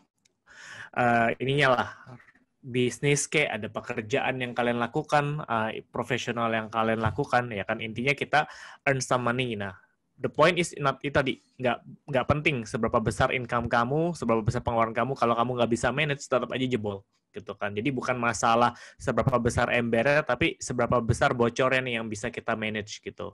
Nah, tadi seru banget, tadi ada beberapa pertanyaan. Ini boleh juga langsung interaktif kalau emang mau calling, aktifin aja audionya biar kita semua bisa dengar. Jadi satu forum bisa dengar. Kalau kalian merasa, aduh kalau ketik kayak kepanjangan nih, tadi kita appreciate Randy ketik semua selama itu, nyalain aja langsung teman-teman, nyalain. Nanti bisa ngobrol, kita discuss langsung aja ya. Oke, menjawab, ini coba ya kita, tadi Randy bertanya nih, Mbak Ninet, apabila dimasukkan ke pasar uang, maka akan ada masa tunggu untuk pencairan selama lebih T+2. Sebenarnya bagaimana treatment dana darurat yang maksimal Mbak Ninet? Disimpan dalam tabungan bank karena itu yang paling liquid, atau kita pecah ke pasar uang atau deposito? Silakan Mbak Ninet. Nanti Shirley kalau mau menambahkan boleh. Ya, kalau saya sih nyimpennya tuh kayak kue lapis ya, teman-teman. Jadi kayak kue lapis gitu. Jadi misalnya ada seperti yang tadi saya bilang, kalau misalnya untuk yang jumlahnya 1 kali pengeluaran bulanan saya taruh di uang cash, gitu ya. Saya masukin ke amplop, saya lakban muter gitu, supaya nggak gampang diambil. Jadi dipakainya benar-benar saat keadaan darurat. Nah, terus sisanya dikemanain? Sisanya tuh saya bagi, apakah saya taruh di tabungan yang ada ATM-nya, supaya kalau misalnya duit yang cash tadi itu kurang, saya butuh dana darurat lebih, itu saya bisa ambil ke ATM terdekat. Tuh. Nah, tetapi kan nggak, kalau misalnya semuanya itu ditaruh di ATM kan juga sayang juga ya, duitnya nggak berkembang. Jadi ada yang memang saya sisihkan di logam mulia dan reksadana pasar uang. Jadi memang butuh waktu untuk pencairan, tetapi kita bisa pakai dulu nih yang apa namanya dana cash atau yang di tabungan tadi. Nah, sehingga kita sudah prediksi, oh berarti ini di tabungan saya sekian, di uang cashnya sekian, sementara butuhnya sekian misalnya. Oh, saya udah siap-siap nih, sambil tunggu cairin, saya pakai dulu yang di tabungan atau di uang cashnya. Itu sih Pak, jadi memang menurut saya mesti di kayak kue lapis gitu ya, ada beberapa instrumen. Mungkin Mbak Shirley mau nambahin. Sebenarnya tadi Mbak Ninet udah menjelaskan bagus banget. Jadi kalau saya sendiri pun untuk beberapa kebutuhan klien itu beda-beda ya. Ada yang kondisinya dana daruratnya generasi milenial banget nih. Jadi mereka lebih pilih simpan di dalam bank dan itu kalau ada keperluan tinggal internet banking atau transfer dengan digital money. Tapi sebagian nggak bisa semuanya disimpan di dalam bank ya. Ada yang perlu disimpan di dalam instrumen yang lain. Kenapa? Karena tentu kita juga dana darurat. Sayang banget nih kalau teman-teman contoh nih ya, teman-teman kebutuhan tadi Mbak Ninet ngejelasin untuk mobilnya dia, untuk perbaikan mobilnya. Ternyata cuma butuh 2 juta gitu ya. Nah 2 juta ini sebenarnya dana daruratnya totalnya tadi ada 120 juta gitu ya. Nah sebenarnya kan sayang banget ya kalau 120 juta ini kita simpan semuanya di bank atau kita simpan semuanya di dalam bentuk emas gitu. Jadi dengan hanya cuma butuh 2 juta akhirnya ngejual emas yang harga 100-an juta gitu. Kan sayang banget. Jadi karena itu kita perlu pecah-pecah penempatannya. Ini kalau ditanya bagaimana treatment dana darurat yang maksimal, yang pertama adalah yang pasti harus aman dulu semuanya. Jadi jangan disimpan di dalam reksadana yang lain atau reksadana saham gitu, jangan reksadana pasar uang aja. Meskipun T+2, paling enggak kalau kondisi dana benar-benar darurat harus hari ini dipakai, bisa ambil dari tabungan atau bisa ambil dari cash yang disimpan di rumah. Kalau kondisi daruratnya ternyata tadi cuma butuh 2 juta, berarti si 120 juta sisanya dari reksadana pasar uang nggak perlu diambil kan, karena cukup dari tabungan aja. Kalau ternyata dana daruratnya ada banyak banget yang dibutuhkan, berarti silahkan ambil dari layer kedua yang agak semi-liquid. Gitu ya. Semi-liquid ini bisa bicara dari deposito atau bicara dari reksadana pasar uang. Butuh 1-2 hari kerja untuk bisa mencairkannya. Kalau yang benar-benar 1-2 hari kerja ini udah habis, nggak ada lagi dana daruratnya dan tapi masih punya kebutuhan, silahkan pakai dari layer ketiga yang lebih nggak liquid lagi nih, yaitu dari emas. Karena kalau emas kita kan harus pergi ke toko emas, nggak bisa terus kita jual gitu ya kalau asetnya fisik. Tapi kalau teman-teman tabungan emas, teman-teman bisa lewat online ya. Jadi tergantung teman-teman ini tipe yang mana. Kalau teman-teman tipe yang semuanya serba online, silahkan gitu ya. Tinggal dipilih-pilih produk-produk yang lebih sesuai dengan kriteria yang aman, liquid, memudahkan untuk teman-teman juga bisa akses. Gitu sih. Oke, thank you Shirley, thank you Mbak Ninet. Jadi diversifikasi aja sih ya, kurang lebih gitu. Jadi jangan depend satu jenis aja gitu. Kalau kalian tadi mau 50% dalam bentuk tabungan, sisanya deposito reksadana pasar uang, silakan aja gitu. Intinya yang kalian lebih ngerti polanya seperti apa yang nyaman buat kalian gitu, karena itu semua cuma instrumen. Thank you banget nih, thank you banget yang itu. Pak Yayang, wah bisa minta videonya nggak? Bagus, simple. Ada nggak ya di YouTube itu videonya, Boim? Atau nanti boleh deh, nanti kita kirim nggak apa-apa, nggak ada masalah, by Telegram atau by WhatsApp. Oke, teman-teman, tadi ada lagi pertanyaan yang lain, silakan nih kita buka sambil nunggu. Mungkin tadi kalau sudah ada yang pernah coba belum sih financial check-up di aplikasi? Boleh ingin tahu nih dari David nih, David Munandi. Boleh memperkenalkan diri, bro? Halo, selamat siang. David. Boleh di-unmute? Oke. Mungkin lagi di ini nih. Oke. Coba Ismi. Halo Ismi. Siang Ismi. Halo. Oke, atau Syara Nurah nih, udah di-unmute nih. Udah bisa komen. Halo, siang Syara. suaranya? Coba. Udah di-unmute ya? Halo, tes. Masih pada malu-malu kayaknya Pak Robi. Atau belum makan siang nih? Oh, oke. Coba. Siapa lagi ya? Feril. Halo, Feril. Siang, Feril. Hai, siang. Hai, salam kenal. Ya. Dari mana nih? Boleh memperkenalkan diri dulu, Feril? Iya, saya Ferly dari Jakarta, tinggal di Jakarta, aslinya Semarang. Oke. Jadi ini dong ya. Udah lama tinggal di Jakarta nih? Iya, betul. Sejak Udah 2013. Oke. Udah 7 tahun ya. Tapi mendoknya masih familiar Semarang sih. Oke, Feril udah berkeluarga? Ngomong-ngomong. Ya, sudah, Pak. Oh, sudah anak juga udah ada ya, berarti ya? Iya, puji Tuhan, sudah dikasih rezeki anak 1. Oke. Nah, Feril sendiri gimana, Feril? Dari pengalaman kamu nih, sekarang dari fase single, married, terus punya anak akhirnya nih. Apa sih challenge yang Feril merasa, wah ini kok saya seharusnya tahu di awal nih, tapi pas ngalamin ternyata menantang juga ya. Boleh di-sharingin nggak, di Fer? Kira-kira di fase yang Iya. seperti apa? Jadi itu fase kehidupan yang cukup signifikan buat saya pribadi, dan ini juga mempengaruhi apa isi keranjang belanja e-commerce saya. Jadi yang tadi di-share, yang tadi di-share di awal-awal itu diagramnya pie chart, itu bagus sekali ya, di mana kita seharusnya, bukan kita deh, cuma saya kali ya. Saya seharusnya tahu lebih awal yang mana yang necessary, yang mana important, yang mana yang bisa ditunda gitu. Jadi dulu pas masih single kebanyakan YOLO-nya. Oke, you only live once ya.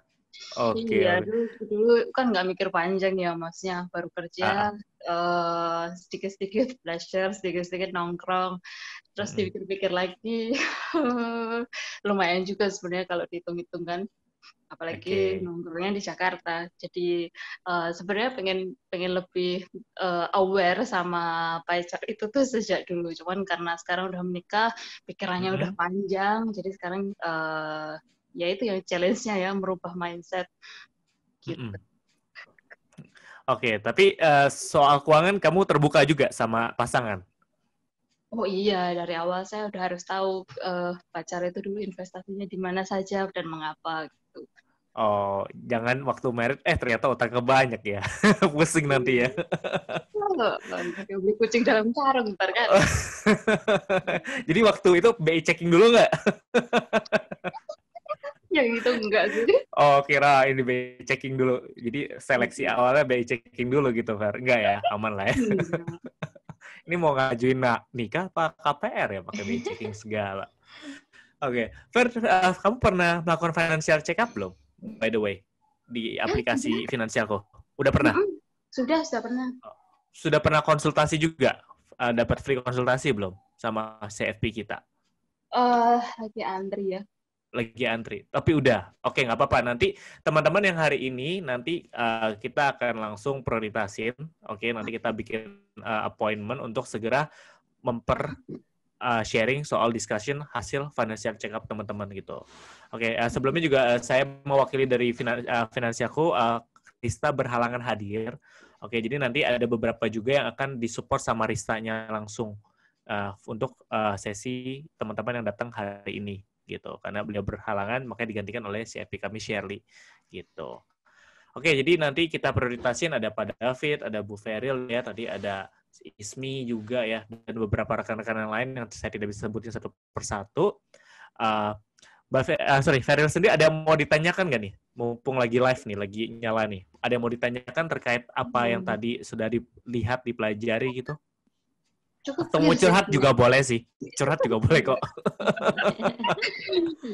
Cukup clear mengenai piramida asuransi, yang mana yang lebih penting, yang diutamakan. Jadi tahu itu seperti grade puzzle itu benar banget ya, mau siapin yang mana dulu, itu pilihan kita.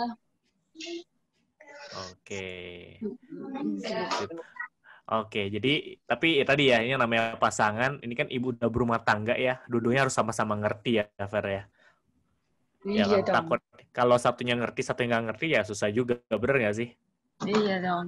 Namanya ini jadi harus sudah satu frekuensi dari awal kan. Iya, ya namanya juga rumah tangga ya, pasti Iya. complicated ya. Kalau rumah makan baru sederhana ya. Datang kan. Oke, thank you banget Feril udah bergabung. Nah, jadi nanti kita langsung segera appointment buat kamu buat konsultasi dengan CFP Finansialku. Ya, thank you banget. Bermanfaat. Stay safe ya. Thank Oke. you. Kita undang ada siapa lagi tadi? Ada Francisca nih. Francisca Siliana. Selamat siang, Francisca. Halo. Halo. Boleh dinyalain videonya, boleh? Aman kan nih? Aduh, jangan. Oh, Nggak jangan aman. ya? Oh, nggak aman. Oke, Nanti oke. viral. Viral. Boleh kenalin diri dulu nggak nih ke teman-teman yang lain nih? Dari mana, background-nya Hai. apa? Ya, silakan. Oke, nama saya Shelly. Saya biasa dipanggil Shelly. Saya Shelly, dari oke. Bandung, ya. Kerjaan keluarga saya punya anak 3. Oh, Terus oke. saya usahanya di bidang asuransi. Oke, luar biasa. Udah lama di industri, Shell? Lumayan, dari 2007. Wih, luar biasa, 1 dekade ya. Hmm. Keren. Nah, berarti tadi anak udah 3 nih ya, siang ini ya. Iya. Per siang ini udah 3 gitu ya. Ya kan kita nggak tahu kan nanti. Siapa tahu new normal kan, new habit gitu kan. Gitu ya. Aduh, Iya. kayaknya enough deh. Oke, Shell, boleh sharing nggak? Berarti waktu kamu berarti kan udah melewatin tadi fase 3 juga ya, single, married, punya anak 3 nih. Apa sih yang jadi challenge buat kamu sendiri di fase yang seperti apa yang kamu merasa, I should do this, aku harusnya tahu ini lebih awal. Kira-kira. Tahu lebih awal ya. Sebenarnya untuk basic ini aku tuh udah tahu udah lama ya, sejak join di asuransi kan udah banyak tuh seminar-seminar dan lain-lain. Juga ada kita juga punya tanggung jawab untuk mengedukasi teman-teman di sekitar kita. Nah, tapi biasa tuh kita mengedukasi iya, tapi kadang-kadang kita nggak jalanin sendiri. Kelemahannya itu.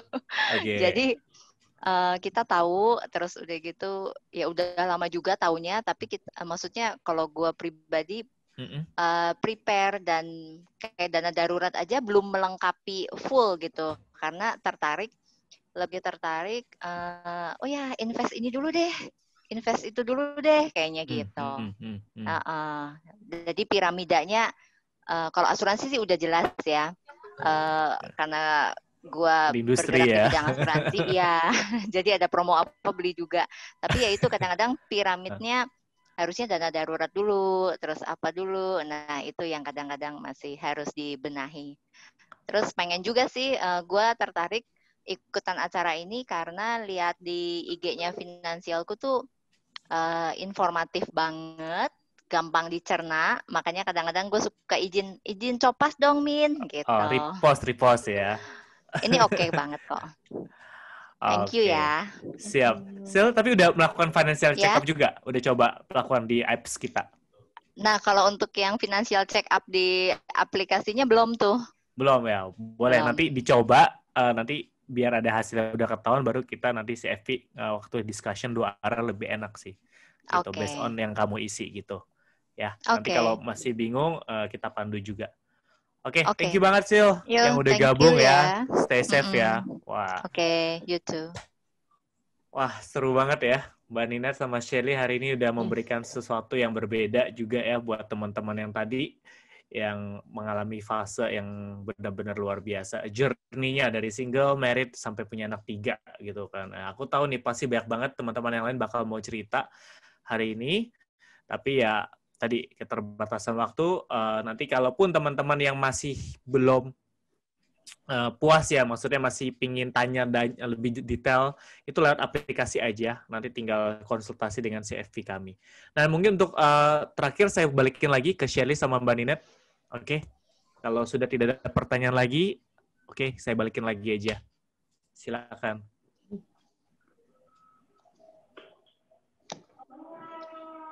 Oke, terima kasih Robi. Jadi teman-teman, hari ini belajar sesuatu. Oke, kalau hari ini teman-teman tadi kita sudah membahas dari awal bagaimana sih kita perlu mengetahui dalam perencanaan keuangan itu kita perlu mengetahui dulu kondisi keuangan kita saat ini. Kalau teman-teman tadi ada yang kondisinya punya anak 1, punya anak 3, atau ada yang mungkin lagi menantikan kelahiran buah hati gitu ya. Berarti kan punya tujuan keuangan masing-masing yang berbeda yang perlu dipersiapkan. Nah, karena itu teman-teman perlu perencanaan keuangan. Perencanaan keuangan itu bukan cuma bicara soal teori, tapi juga kita pakai rasional, kita ada perhitungannya, kita ada eksekusinya. Dan juga kalau dengan perencanaan keuangan tentu kita ada pendampingannya. Dan apa aja sih teman-teman yang perlu diperhatikan agar keluarga kita ini tetap aman dan nyaman di dalam era new normal. Yaitu pertama, tadi saya jelaskan tentang kita perlu banget mengatur arus kas. Ya, bisa dibilang ya arus kas itu adalah darahnya dari keuangan kita. Kalau darah kita tersumbat, kita lancar, bisa banyak penyakit yang ditimbulkan. Karena itu, perhatikan apa yang masuk dan perhatikan apa yang keluar. Pastikan yang masuk lebih besar daripada yang keluar. Dan kalaupun setiap pengeluarannya itu pastikan itu memang sesuatu yang meaningful, sesuatu yang memang efektif, sesuatu yang memang bisa menambahkan hidup Anda atau memang meaningful untuk hidup Anda. Dan juga tentunya keluarga Anda. Dan yang kedua adalah tadi kita ngobrol soal utang. Ya, di masa new normal ini saya tahu akan lebih tidak mudah untuk kita bisa membayar setiap cicilan utang kita. Apalagi kalau teman-teman mengalami kondisi penurunan pendapatan. Karena itu tadi saya ada bagikan beberapa tips, semoga bisa bermanfaat buat teman-teman. Dan Mbak Nina juga tadi cerita soal dana darurat ya, dana darurat berapa kalau kondisinya berapa, pendapatan kalian nilainya nominalnya jadi berapa, bagus banget. Dan tentunya tadi juga ada beberapa opsi penempatan. Kalau teman-teman saat ini dana daruratnya masih belum cukup, silahkan ikutin challenge yang tadi udah dikasih sama Mbak Ninet. Ya, nanti kalau teman-teman udah berhasil lakukan challenge-nya, DM sama Mbak Ninet, Mbak saya udah berhasil ya. Jadi Mbak Ninetnya juga bisa ikut menyemangati nih untuk teman-teman dalam melakukan challenge-nya. Dan tadi juga terakhir, keren banget Mbak Ninet cerita soal asuransi, bahwa pentingnya teman-teman punya asuransi perlindungan. Mungkin kejadian terjadinya jarang-jarang, tapi sekalinya terjadi ini bisa bikin ludes keuangan kita nih. Nah, jangan sampai investasi kita jadi ludes, dana darurat kita jadi ludes, aset tanpa harus dilikuidasi, hanya karena kita lupa bahwa kita punya resiko yang perlu diperhatikan dalam kehidupan kita. Nah, untuk itu teman-teman, boleh di next, Mbak? Oke, tadi Robby sempat bilang bahwa teman-teman yang join hari ini, selamat buat teman-teman, just for you, kalian mendapatkan free 20 menit konsultasi via call dengan perencana keuangan. Bisa dengan saya nanti atau juga barista ya, nanti akan dibantu barista dan juga nanti Mbak Ninet. Thank you juga untuk teman-teman, kalau tadi udah sempat nanya-nanya ya, karena kita jadi belajar banyak juga nih dari pertanyaan teman-teman. Dan next. Saya senang banget sama quotes ini. Saya menemukan quotes ini di Pinterest dan saya suka sekali karena kita menemukan bahwa kita akan cenderung mengulang hal-hal yang kita tidak berusaha untuk memperbaiki. Karena itu teman-teman, kalau kondisi keuangan kalian ada dalam keluarga sering suami istri bertengkarnya masalahnya itu-itu aja atau mengalami kondisi keuangan masalahnya itu-itu aja. Yuk, mulai saat ini, jadikan pandemi ini sebuah momentum untuk kita itu memperbaiki keuangan kita.